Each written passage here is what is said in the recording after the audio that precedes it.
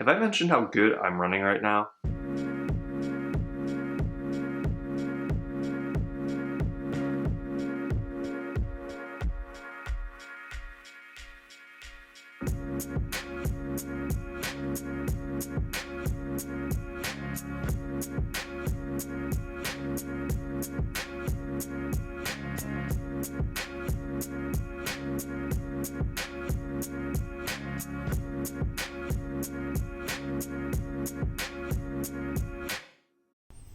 Guys, I almost forgot to tell you about the Bad Beat story. I was coming home from the casino and was really starting to crave a Shamrock shake. Like, it's been building for the last, couple weeks. And there's a McDonald's that's literally a 1 minute drive from my apartment. So instead of stopping at my apartment on the way home from the casino, I sort of slingshot my way over to McDonald's, went through the drive-thru. They were still open, which I wasn't sure of because it was about 12:30 in the morning. Drove through, got up to the speaker, and he said, "Can you wait a moment?" And I said, "Sure. I'm about to get a Shamrock shake. This is gonna be great. I can wait a minute more. Whatever." So he comes back. He's like, "I'll take your order. What do you have?" And I said, "Large Shamrock shake, please." And he said, "No shakes. The shake machine gets turned off at 11:30. 11:30. So I thought this was a little weird because they're still open, and I don't think they were closing anytime soon. So, why turn off the shake machine at 11:30? I can't be the only person. I can't be the only person who's trying to go to McDonald's at 12:30 in the morning for a Shamrock shake at the end of February. I mean, I just can't. Right? Right? I don't understand it. I can't be the only one. Bet you didn't know I was holding an apple, huh? But I can't be the only one. I can't. I can't be the only one. There's gotta be others. There's got to be others. Don't you think there are a bunch of high kids, doing pot and, really craving a Shamrock shake at, 1 a.m.? I'm gonna make a restaurant. It's gonna be called Hive Shakes. It's like handshake and high five combined or something. But the point is, at 1 a.m., when your kid is high on pot, he's gonna come to my restaurant and buy a frickin' mint shake. It's my second time going out for a run this week, which is good. I actually woke up and felt like I wanted to go running. Yeah, that traffic needs to calm down already. So, this is, I guess, the first test of me using this Joby tripod as my glorified selfie stick. I like that it gives me a pretty sizable background. I think this is usually what I'm used to in terms of how close I am to the camera if I'm just holding my iPhone, out, reasonably far. But with the wide angle lens, I've got this pretty close to my body in terms of where my arm is. So this is pretty nice. I still haven't cleaned up all the crap from opening those boxes. I can't decide if I like this yet or not. I have this little display. I knew it would come to me. I have this display that shows me what I'm filming if I want it to. I can turn it around and show myself, but I can't decide if I like it because it makes me not look at the camera as much. And I was finally starting to get a little bit used to looking at the camera.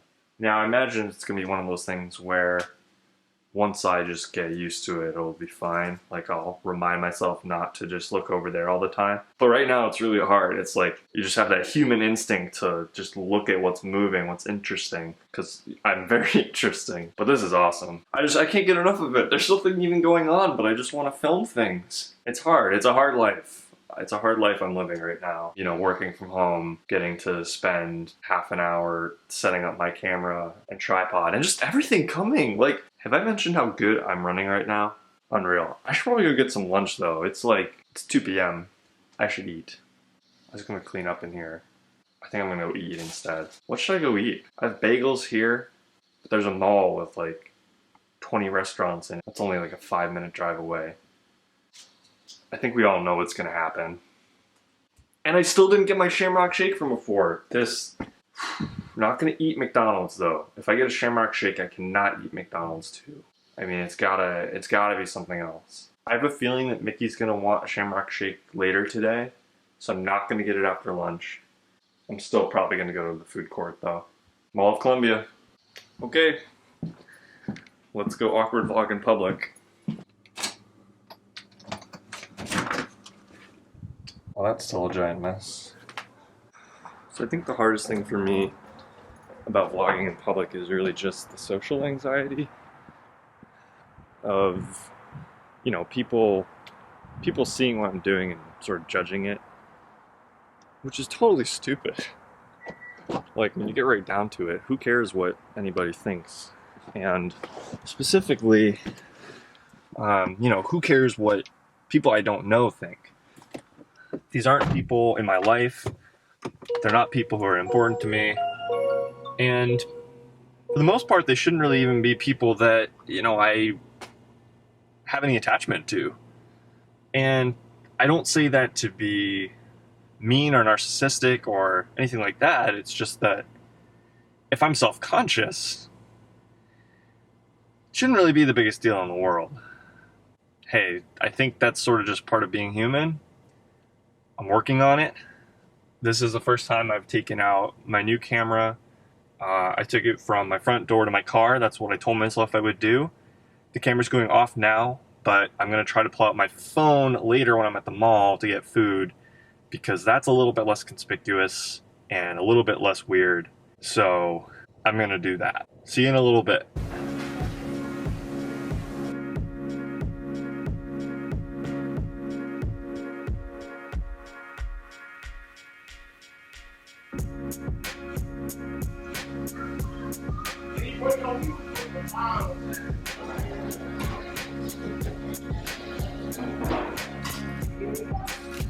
Thank you.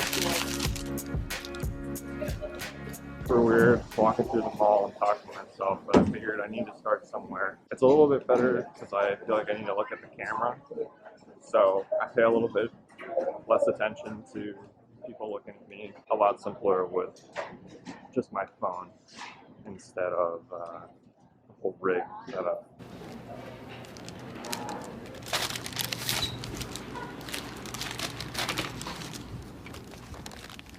I still wanted to get out of there as fast as possible. Very, very weird.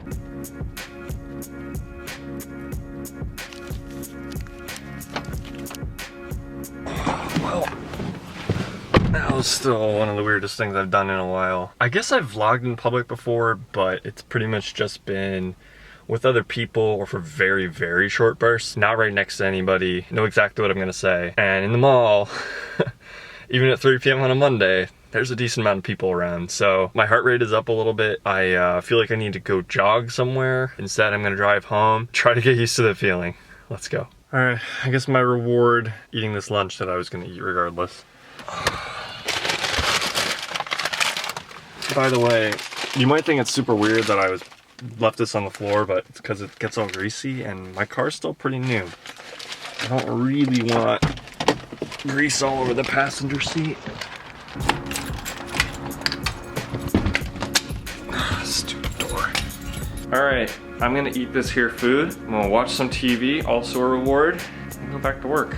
Oh, I don't think I mentioned this yet. I am actually planning to play the Atlantic City Circuit event. I haven't decided how much action I'll be selling. I haven't even decided if I'm playing the main. This might not get edited and uploaded until after the first event, but I'll probably end up playing the main and selling maybe like 50% of my action in that. Not sure if I'll sell action on the smaller events. Normally I wouldn't for events of that size, but now that I'm working part-time instead of full-time, it's not such a bad plan to curb some of the variance.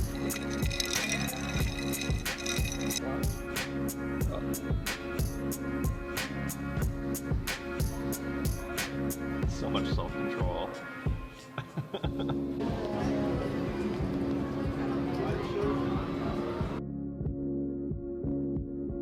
Okay, so I need my phone.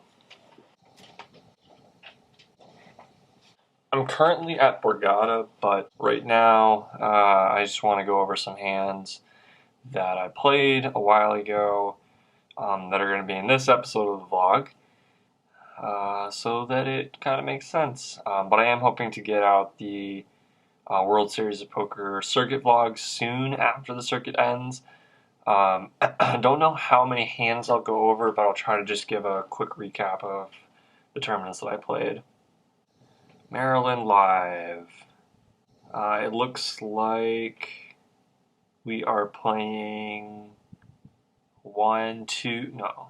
Looks like we're playing 1-3. No, looks like we're playing 2-5 and Maryland Live. The button limps, the small blind calls, and I check in the big blind with 10-4, where the 10 is a diamond and the 4 is a spade. The flop comes 5-3 deuce with 2 spades. The small blind checks. I decide to lead for 15, mostly because even with people open limping and completing, people just won't connect with this board that much. And I have open-ended and a backdoor flush draw. Can't really be that bad. So I bet 15 and just the button calls. The turn is the 6 of diamonds, which brings in the possibility of a backdoor flush draw. Not for me, though. I end up betting $35. Oh, it actually also makes us a straight. Kind of important to mention. So I end up betting $35. He makes it $95 pretty quickly. And I felt like it was very, very often also going to be a straight if he just had like 5-4, 4-3 suited, something like that. I don't really know what his button limping range looks like, but those seem like likely holdings. So I call. The river is the 7 of diamonds, which extends the length of my straight, I guess, and also now blocks some of the stuff that would have beat us, which is nice. It also brings in the backdoor flush, and so what I did at this point was shove for $300 effective, pretty much trying to get him to fold straights. I don't know if he's really ever folding, but it's kind of a gross spot for him if he puts in 95 on the turn. I call with something that could easily be like a pair and a draw, and then the river brings in like the only other draw. So I shoved, and he did end up folding. He claimed later on that he just had 2 pair, which seems very unlikely to me based on the flop and turn action. Like, why would he not raise the flop but then raise the turn with 2 pair, like when there's a one-liner out there? Maybe he was just so confident I didn't have a 4 that he thought it was okay, but I thought that was a little bit weird. So anyway, he folds, we take it down. That was a fun hand. A few hands later on the same table, the button limps. It's the same villain from the previous hand. I raised $25. I'm actually in the small blind because the person who was in the small blind in the previous hand is not playing anymore. We're still pretty short-handed. So in the small blind, I have Black King Jack, make it 25, and the button is the only caller. The flop is Jack 5-4, 2 clubs. I bet $35, and this player makes it $75. Now, I don't have a frame of reference really for this sizing for him personally, but my experience when people raise or check raise, close to the minimum sizing after the flop, it's very often a top pair trying to sort of like figure out where it's at, or maybe get like a little bit of value from draws without bloating the pot too big. So if he'd made it like 105 or something like that, I'd be much more willing to fold. But at this sizing, I just decided to call. The turn was a 10, which is offsuit. I checked, and he now bets 150. Now, the 10 is not a great card because the range that I put him on the flop was something that probably had top pair and probably was trying to figure out where it was at. Jack 10 fits that mold pretty well. His much larger sizing on the turn also fits that pretty well. I think Jack 10 makes a lot of sense here. But I just, I think I can fold the turn here. But in the end, I didn't. And that does happen sometimes. It happens to everyone, I think. It happens to me more than I'd like, and it's something I'm working on. It's just like when I think I'm not good, just folding. And that sounds so simple and obvious, but a lot of times I get into these weird spots and just sort of talk myself into the call.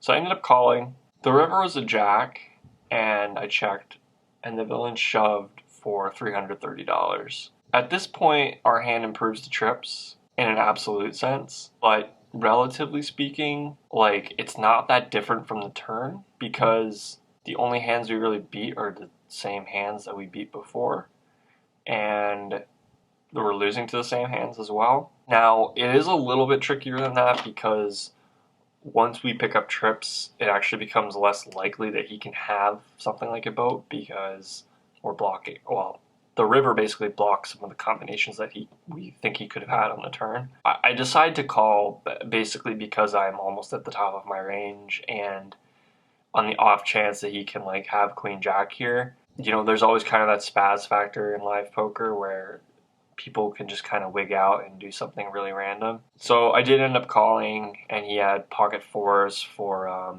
bottom full. I'm not super happy with how that hand went down, obviously, but I also think that a lot of people playing that hand would have lost it in the exact same way. So it's like, I think I could have made a better decision, but also I can be happy with the fact that I sort of had the thought process, worked my way through it, and that, you know, I'm getting to be better at avoiding those situations in the future. Okay, so that hand didn't take as long to talk about as I was expecting, so I'm going to jump ahead in time a little bit, past my first MGM session and back to some Maryland live hands. But this is at a different session. Skipping. Okay, so this guy opens to $15 in early position at 2-5. I flat with king-queen offsuit in middle position, and two more players call in the hijack and the big blind. Flop comes ace-jack 10 with two diamonds. The pre-flop raiser bets $35, and I opt to make it $155.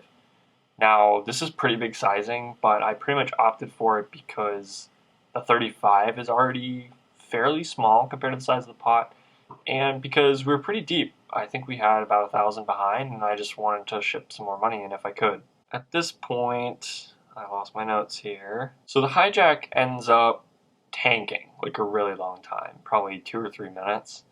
And he says out loud, "I can't believe I'm laying this down." And he's kind of like dramatically, you know, mucks his cards forward.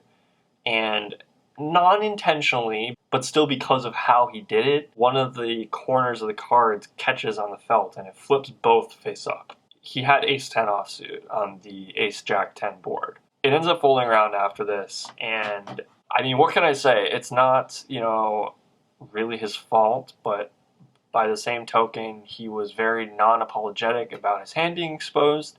It was the second or third time his hand had been exposed since I'd sat down, and that was probably only an hour or two ago.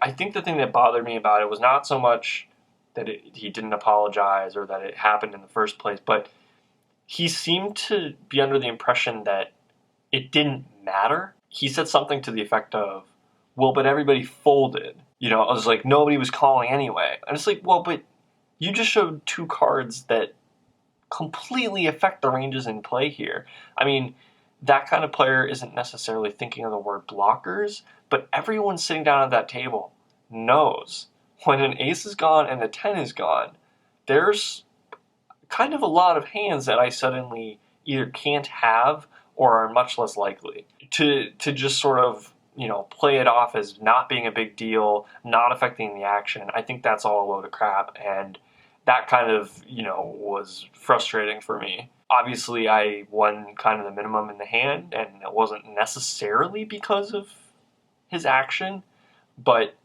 the point is that when you show cards, it does affect the action, and particularly when your cards connect with the board, it can substantially affect the ranges involved. Okay, rant over. See you later. Well, I made it home. A couple important things made it back with me. Leftover pad thai, which I am dying for already. And, yes, that is the freezer you hear opening. Shamrock shake. But pad thai first.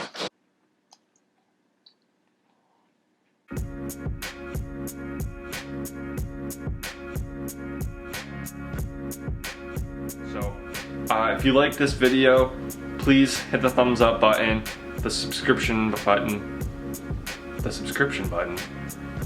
button. It's free, doesn't cost you anything, and I'll bring you back here whenever I have new videos so that you don't miss anything.